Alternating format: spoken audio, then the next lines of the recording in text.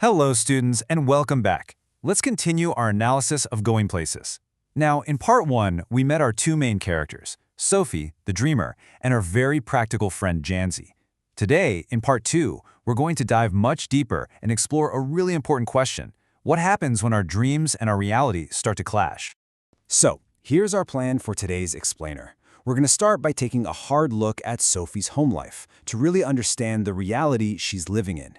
Then we'll meet a brand new, very important character, her brother, Jeff. Along the way, we'll unpack the key themes of this chapter, which are, super important for your exams. So let's get started.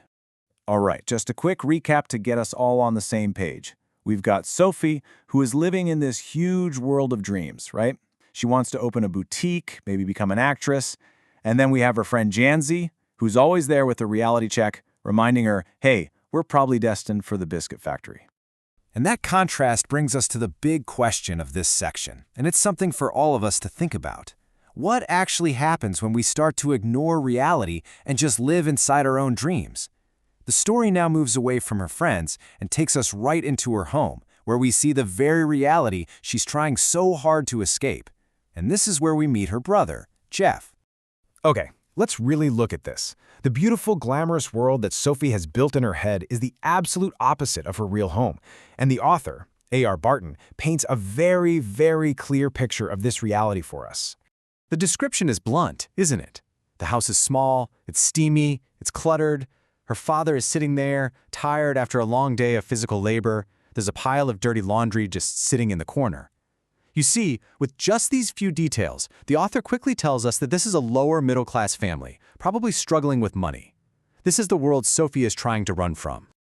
Now, this next part is extremely telling, so pay close attention. Look at what Sophie notices.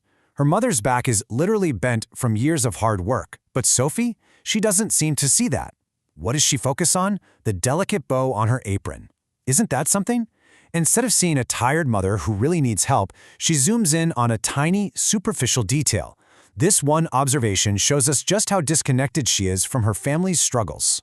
Feeling overwhelmed by all this, Sophie feels a tightening in her throat and she leaves the room.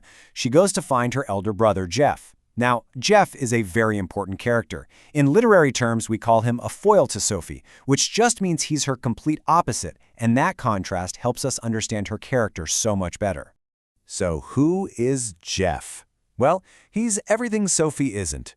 He's been out of school for 3 years, and he's training to be a mechanic. He's not fantasizing about a glamorous life. No, he is learning a real practical skill. He represents hard work, responsibility, and the financial reality of their family. And here you can see the core conflict of the story. It's actually very simple. While Sophie dreams, Jeff does. His silence isn't just because he's shy. Think about it. People who are really focused on their goals, on their work, they often speak less. They're busy doing.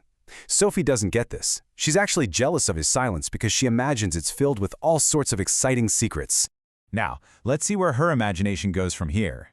Because Jeff is so quiet and because she knows almost nothing about his life outside their house, Sophie doesn't see him as a tired apprentice mechanic. Oh no. Instead, her mind creates this completely romantic and fantastical story all about him. She starts to imagine that he visits these mysterious, exotic places and meets all these fascinating people, a life that is so much more exciting than it probably is.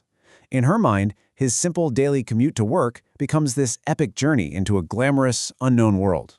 This brings us to a really important point, and it's a common thing, especially for teenagers. Sophie is fascinated by what she doesn't know. The unknown always seems more exciting than your own boring, everyday life, right? She builds up her brother's life into this grand adventure simply because she's not a part of it. And this fantasy just gets bigger and bigger. She pictures herself riding on the back of his motorcycle.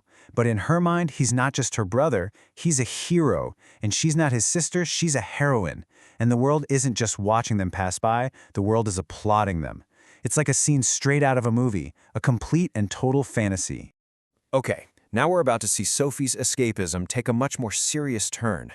You see, simple daydreaming isn't enough for her anymore. To feel special, and more importantly, to get some attention from her quiet brother, she starts to make things up. She starts to lie. So while Jeff is busy, focused on working on a part from his motorcycle, she needs a way to grab his attention. And what does she do? She tells him a huge lie. She says, "I met Danny Casey, the famous footballer who is a hero to their whole family." Jeff's reaction is immediate, and it's full of doubt. He just asks, where? His tone says everything. He doesn't believe her for a second, and it really suggests that this isn't the first time he's heard these kinds of wild stories from her. This is a really critical moment. Sophie has now crossed the line from just dreaming to actively lying. Now, students, this is a very important insight for your exams. Sophie's imagination is no longer just a harmless escape. It has now become a tool for self-deception. She isn't just lying to her brother anymore. She's starting to lie to herself. So, what's the ultimate lesson here? What is the author trying to tell us by showing us these two characters, Sophie and Jeff, who are polar opposites? Let's break down the core message. The story teaches us something vital. First, having dreams is good, it's important. Everyone wants a better life, and that's totally natural. That's step one. But, and this is a big but, step two shows us those dreams have to be realistic. And finally, step three, they have to be backed by actual effort. Jeff is taking action. He's working on his motorcycle, learning his trade. Sophie is just sitting there, imagining success. To help you with your revision, here are the 4 key takeaways from this section of the chapter. Remember Sophie's difficult home, how Jeff is her opposite, the sheer power of her imagination, and that crucial shift from daydreaming to actual deception. These are the key ideas you need to remember. So, as you prepare for your exams, I'll leave you with this one final question that the story asks us. It's a question for all of us, really. Are you building your future, or are you just imagining it? Think about that. Thank you for listening.